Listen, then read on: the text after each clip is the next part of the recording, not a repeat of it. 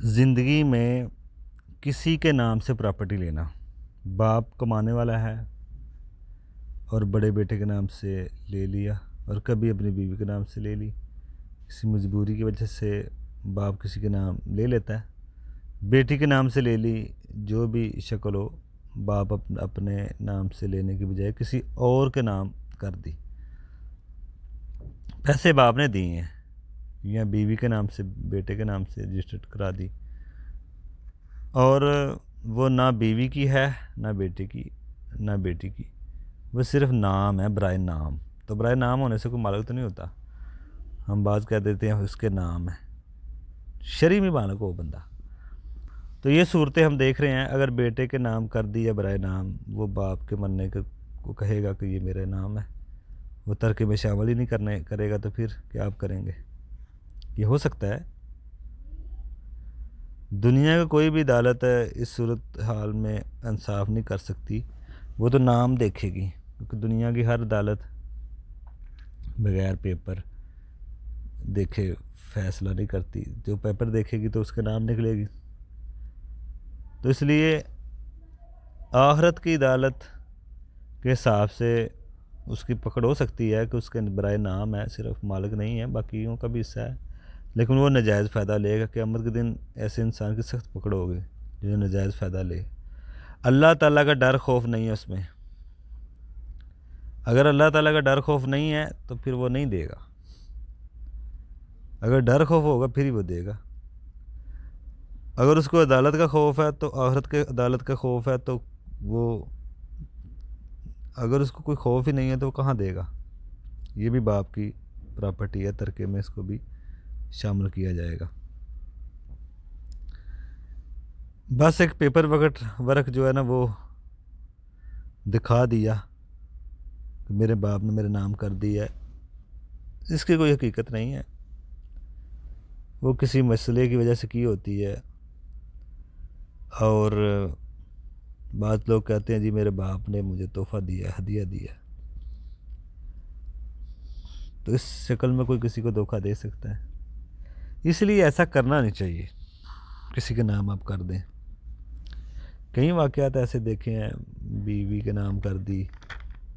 بیوی نے کھلا لے لیا، بیوی نے شوہر کے نام کر دی، شوہر نے طلاق دے دی، ماں باپ نے بڑے بیٹے کا نام کر دی، برائے نام چلیں یہ سب کو دے دے گا، بڑا بیٹا فوت ہوا، اس کے بچوں نے، بیٹی نے، بیٹیوں نے، بیوی نے کچھ نہیں کسی کو دیا، یا بڑا ہی بیٹا ہی غصے میں آ کے تو وہ کہیں اختلافات ہوا، وہ کہہ دے میں نے نہیں دینی، جاؤ جو ہوتا ہے کر لیں، جیسے ہوتا ہے نا بندہ کہہ دیتا ہے جا جو ہوتا ہے کر لو، ہم نے نہیں دینی،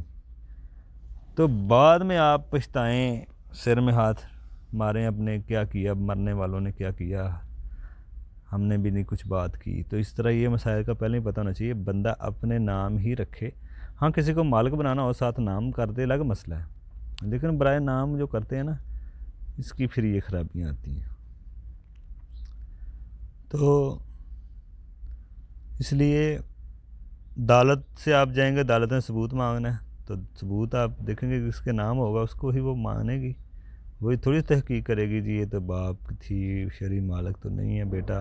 وہ انہوں نے صرف نام دیکھنا ہے۔ اس لیے کسی زندگی میں کسی کے نام پراپرٹی نہیں کرنی چاہیے، نہ لینی چاہیے، اس سے بچنا چاہیے،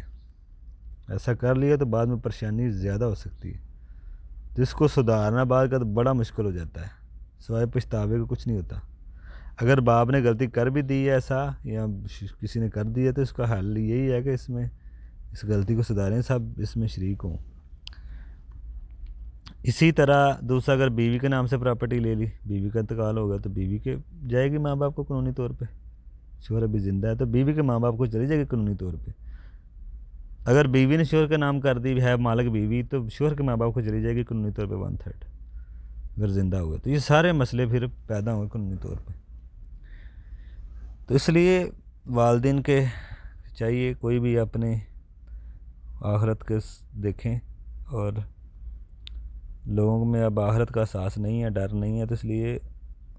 ہمیں خود ہی اپنے نام رکھنے چاہیے تاکہ کوئی مسئلہ نہ بنے، اس چیز کا ہمیں خاص خیال رکھنا چاہیے